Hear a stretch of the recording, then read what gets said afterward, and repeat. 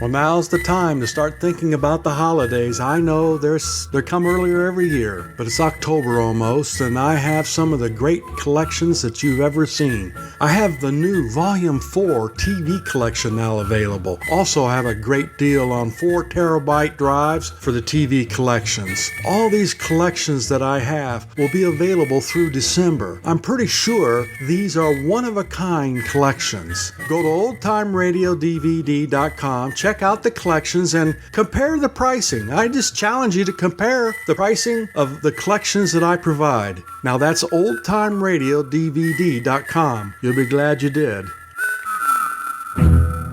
I was a communist for the FBI.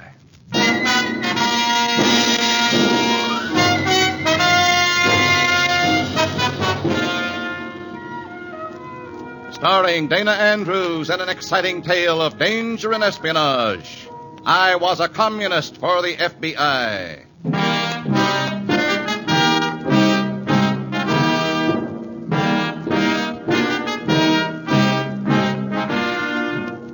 From the actual records and authentic experiences of Matthew Cvetic come many of the incidents in this unusual story. Here is our star, Dana Andrews, as Matthew Cvetic, who for 9 fantastic years lived as a communist for the FBI. The heart is deceitful above all things and desperately wicked. You'll find that quotation in the Bible. I found the proof of it in the Communist Party. It wasn't hard to find at all, but believe me, it was brutally hard to accept. This story will illustrate what I mean. In a moment, listen to Dana Andrews as Matthew Cvetic, Undercover Man.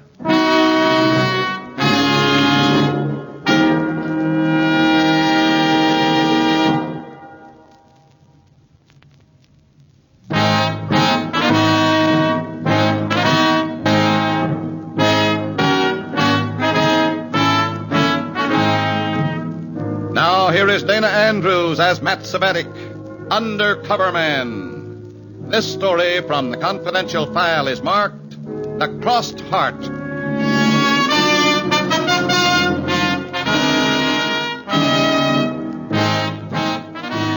A strange town miles from home. You know what it's like. You walk the streets, looking for secrets or surprises. Study the crowds, the blur of bland, impersonal faces, seeking someone you might know, something familiar to give you that sense of belonging. That's how it usually is with strangers. But I was an unusual stranger. My visit to this town was sponsored by the Communist Party. I wasn't permitted to take my natural instincts with me. Every instinct, every action and reaction was planned and prescribed by my far-seeing red comrades. I was to report to this address, a private residence. I was to ask for a Mrs. Breen. Then I was to let nature, as authorized by the commies, take its course. Well, how do you do? Good evening. I'm looking for Mrs. Breen. I'm Mrs. Breen. Won't you come in? You? Come in, young man, come in. Or you'll catch your death out there.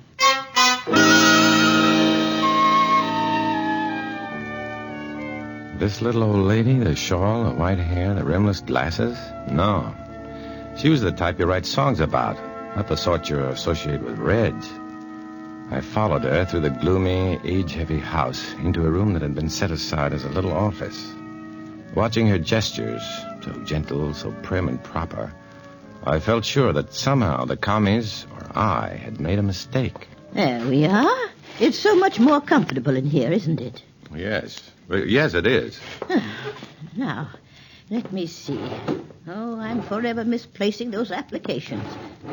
Here we are. Your name, please? Cvetic. Matt Cvetic. S or C? C. Cvetic. Mrs. Breen, I think... Your age? I think there's been some... Well, never mind. Let's just say over 30, under 40. All right? All right. Now, I'd say you're, about 6 feet tall. About that. Now, any preference as to types? Types of what? Oh, silly girls, of course. Girls? Look, Now, nothing to worry about. All information is strictly confidential. Our service is licensed by the state. What kind of service? Same as anywhere else. Once you subscribe, I give you 3 names and telephone numbers, chosen according to your personal tastes and specifications. If you aren't satisfied, just call in and I'll give you 3 more. $15 for a month's service, $25 for 3 months. That's the usual rate? No, now, don't start fretting. I've been expecting you, comrade. Forgive me for confusing you so. We just have to be so very careful, you know. I know. Now, I've arranged a date for you for tonight. A date? Well, that's why you're here, isn't it? Is it? I'm not the least bit sure why I'm here, Comrade Breen. Mrs. Breen, Mr. Cvetic. We must be careful. Must. Okay. Well, tell me about my date. Her name is Clara Malone, a good client. A very important client to the club. I see. She's a widow with quite a bit of money. Rather pretty, too. You'll call for her, take her to dinner, and most important, you'll collect an envelope from her. What's in it? Money. She owes the club some money. See that you bring it to me immediately. Now, here's her name, her phone number, her address.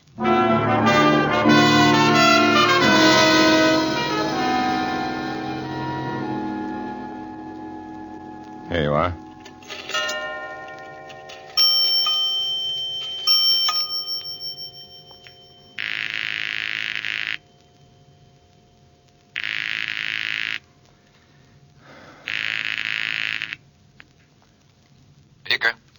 Vika, this is Red. Oh, good. I just joined a Lonely Hearts Club. What? A Lonely Hearts Club. Some kind of commie front. How come? Well, I don't know yet. I'll know more after tonight. What's tonight? My first date. Clara Malone, a wealthy widow, I understand. I called her a while ago and got no answer. Well, keep at it, Matt. If we can do anything from this office. Well, not yet. Just be there when I need you.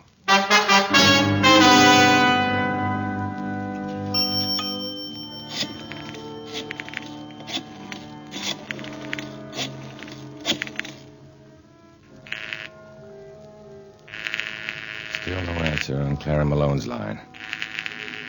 It was getting late now. Mrs. Breen's place was closed, and I couldn't risk violating party orders. So I decided to go directly to the address Mrs. Breen had given me. Maybe by the time I got there, Clara Malone would have arrived, too.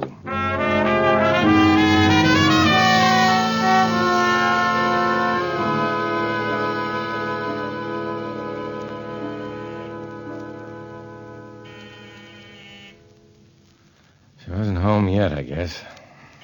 Well, I could see a light in her apartment through the crack in the door. But either she was out or she... Hello. This might be Clara Malone. She didn't look like she needed a Lonely Hearts Club to supply her with dates, but then you never know. She came straight for this apartment. Looking for someone? Oh, yes. I was looking for Miss Malone. I'm Miss Malone. Clara Malone? Oh, no, I'm Judith, Clara's sister. Isn't she home yet? Well, she hasn't answered the door. That's funny. Is there anything I can do? Not exactly. See, Clara and I have a date for tonight. Oh. Well, come on in, then. She should be home any minute. All right. She might have run down to the store or... What's the matter? Clara! Clara! Oh, no. No. Clara. Hey, what is it? What's the... Holy smokes.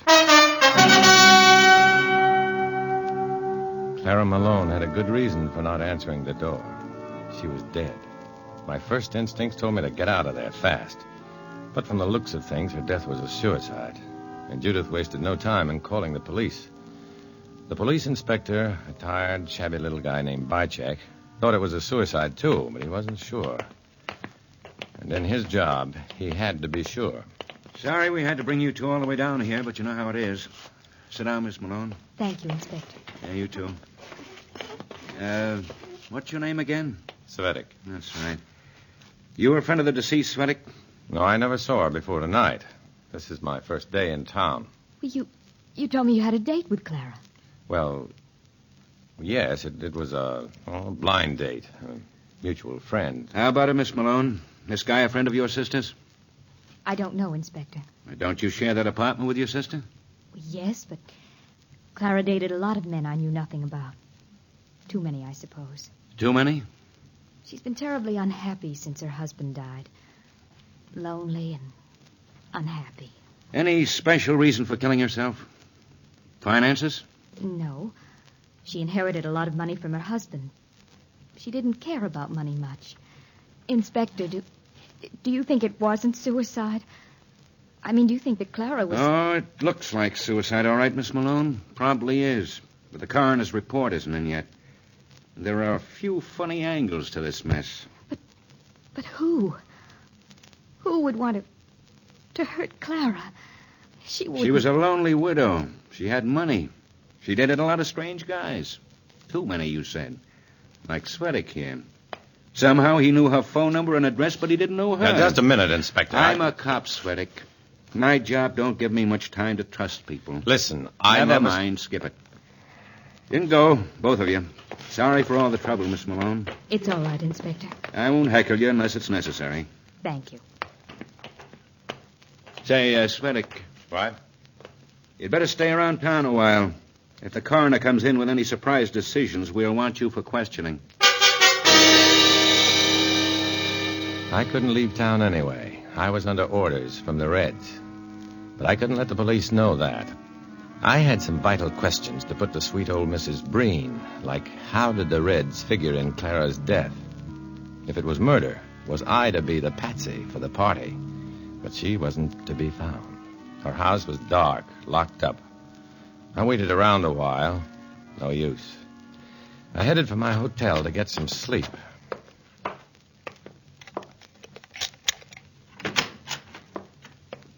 Oh, good evening, Comrade Cvetic. You're back early. How did you get in here? Now, please don't be angry with me. I told the room clerk I was your mother, and I wanted to surprise you. Well, you did. You're full of surprises. I just didn't want you to be burdened too long with that envelope. Temptation, you know. What envelope? Why, the envelope you collected from Clara. She's dead, Mrs. Breen. Cold stone dead. What are you talking about? You know full well what I'm talking about. Clara Malone was dead when I got to her apartment. It looks like suicide, but it may be murder. Murder? Skip the performance, Mrs. Breen, and get this straight. If that phone rings, it'll be the police. It's been ringing all evening. Oh? It will probably ring again. Well, if it does, it's because the cops have a good reason to suspect me of killing Clara Malone. I'll have to tell them about you and your Lonely Hearts Club. No, Comrade Cvetic. You mustn't do that. No? Watch. The party can't afford to be involved in that sort of thing. If you did that, we'd see that you...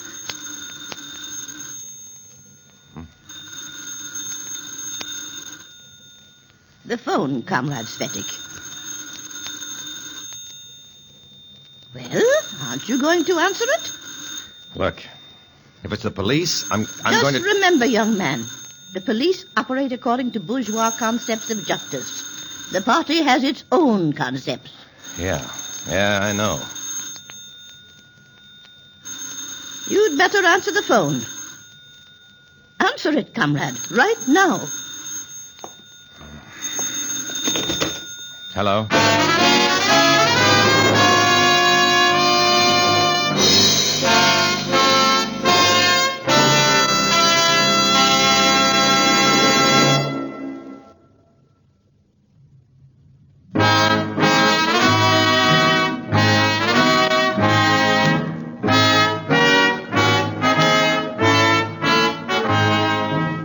Now back to Dana Andrews, starring as Matt Cvetic in I Was a Communist for the FBI, and the second act of our story.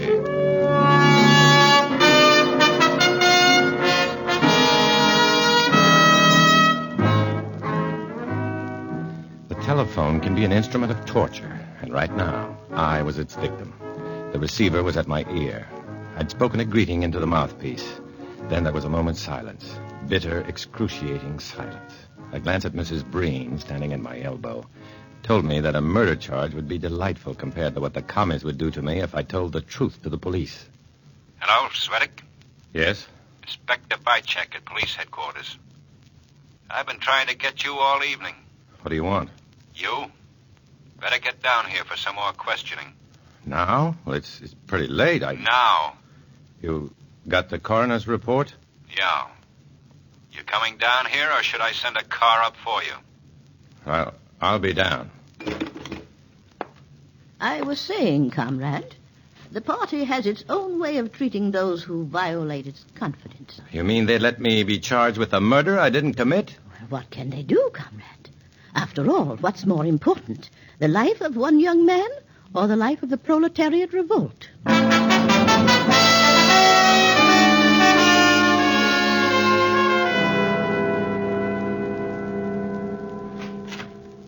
Okay, come in, Cvetic. Sit down. No, over here. You look nervous. It's late, Inspector, and I'm tired. Me too. We got the coroner's report on Clara Malone. He's satisfied that it's suicide. Well, then what do you want? I'm not satisfied. Cvetic, why'd you come to this city? Business? What business? Just business. Business with Clara Malone? No, that was just a date. Yeah, arranged by a mutual friend. A business associate? All right. Here, look. The report from Clara Malone's bank. She inherited $300,000 when her husband died. Look what's left. She's practically broke. Where did it go? Wherever it went during the last year or so. Somebody was bleeding this dame dry, Cvetic. She has a couple of kids away at an exclusive private school, but... She has? You didn't know that? No. Cvetic, I warn you. Either you tell us what you know, or... Don't threaten me, Inspector. Well, then talk, you idiot. I'm trying to give you a break. Clara Malone was the victim of a shakedown, Cvetic. Whoever's responsible is just as responsible for her suicide, directly or indirectly. In spite of you, I intend to find out who and why and how. Well, I wish I could help, Inspector. Yeah, I'll bet. Okay, Cvetic, get out. Get out of here. Secretly, I hoped Inspector Cvetic would fulfill his threat. I left police headquarters praying silently that he'd be able to pin his suspicions on Mrs. Breen and the commies. But I couldn't help him. Oh, sure, I might have been noble and named names, but nobility comes hard when you know the commie technique for vengeance. The streets of this strange city were even stranger now. They were empty, silent, wet with that pre-dawn mist. Cvetic, What are you doing? in here, hurry. Sorry, pal, I'm going the other way. In the car, Cvetic. Get in. Hey, what's the big idea? Let go of that... Get in, I said. In.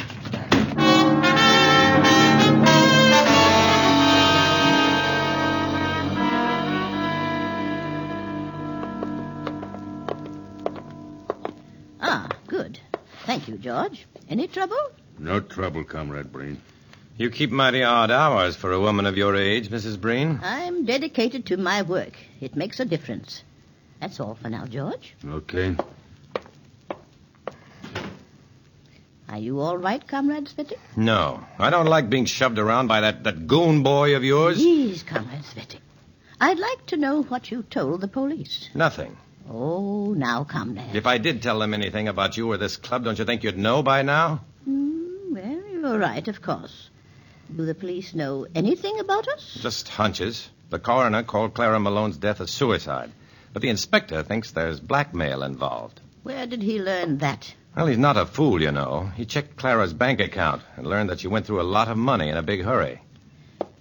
I wonder how much that sister of hers knows. Not too much from what I could see. We've got to be sure, Comrade. We've got to be sure. Well, she Would you mind finding out for me, please? What? Well, you've met Judith. You've talked with her. Find out what she knows about the club, the blackmail, anything. If she knows more than she should, then... Then what? We'll see. We'll see. Your job now is to find out what she knows before she tells the police.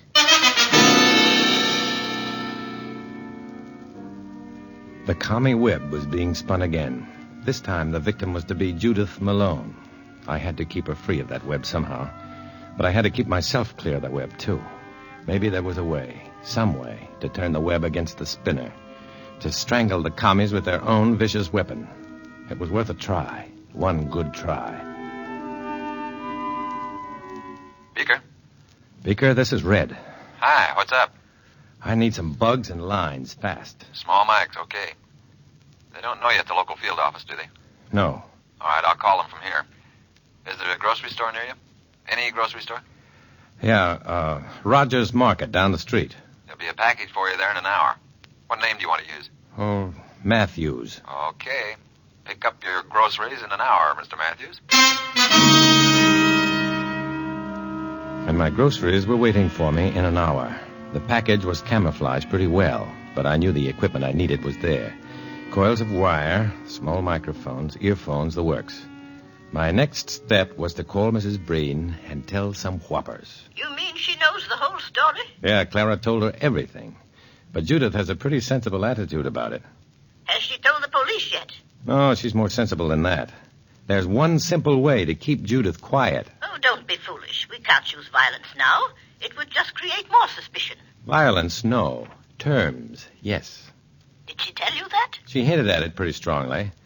You'd better phone her, make an appointment, make her an offer. Shall I visit her place? No, cops all over the neighborhood. Well, how can I get her to come here? Tell her you realize that silence is golden.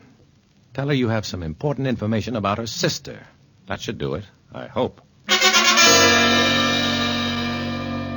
I checked in at Mrs. Breen's place later and learned that she'd made an appointment with Judith Malone for 8:30 that night. About 6 o'clock, Mrs. Breen decided to go out for a bite to eat. Want to join me, Comrade Cvetic? No, thanks. I'll stay here. Judith may change her mind. I can't take any chances. Well, you're probably right. Incidentally, you'll be here tonight when I see her, won't you? You don't want me here. Too many of us might overemphasize the importance, make her boost the price even more. All right. And remember, she's quite a little actress.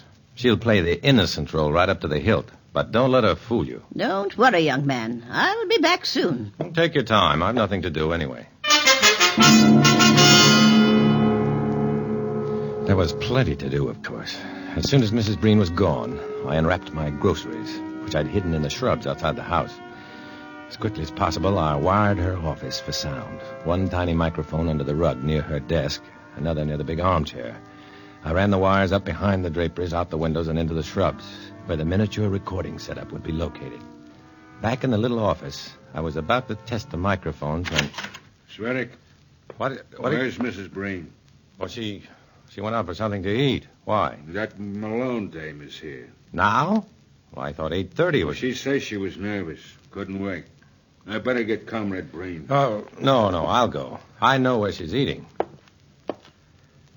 Have you been here in the house all this time? Sure. Where'd you think I'd be? Why? Nothing. Just curious, that's all. I went out the back door to avoid Judith. There was no chance to test the equipment now. No chance for anything but cold, naked luck. When Mrs. Breen went inside to meet Judith, I ducked behind the shrubbery, switched on the recorder, adjusted the earphone, and prayed. Oh, come on, pick it up. Pick it up. Come on, please. Pick it up, please. About time we got straight to the point, Miss Malone. I'm willing to pay any reasonable price for your silence. Silence? What have I to be silent about? Oh, let's stop playing possum, young lady. We'll go to any lengths to stop you from telling the police what you know. We prefer to do business on a purely financial basis. So here are my terms, and I expect you to accept them.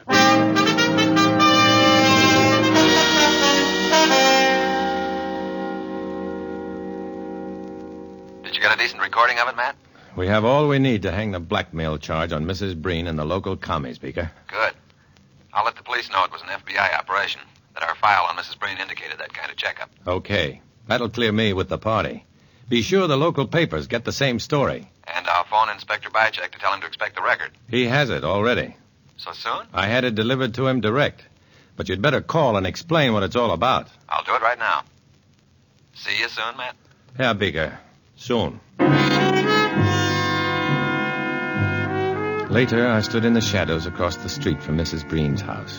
A police car was parked at the curb. One by one, I saw the lights in the house blink out. Then the door opened, and Inspector Bycheck came out with Judith, Mrs. Breen, and the red goon, George.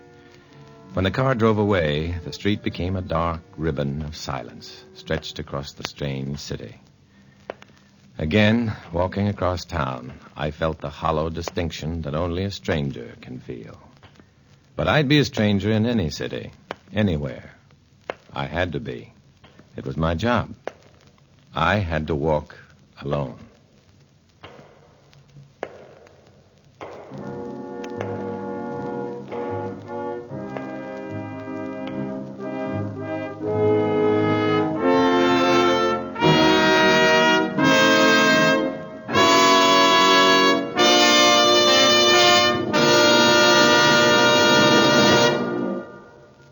Dana Andrews will return in just a moment.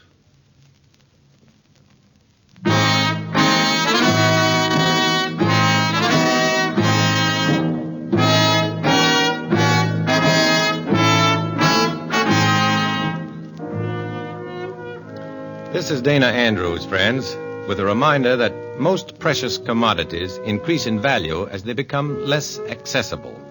But freedom is the one exception. The more the world sees of it, the more valuable it becomes. Let's increase the value of our freedom by sharing it with the world. In this story, as in all others, names, dates, and places are fictitious to protect innocent persons. Next week, another fantastic adventure. Join us, won't you?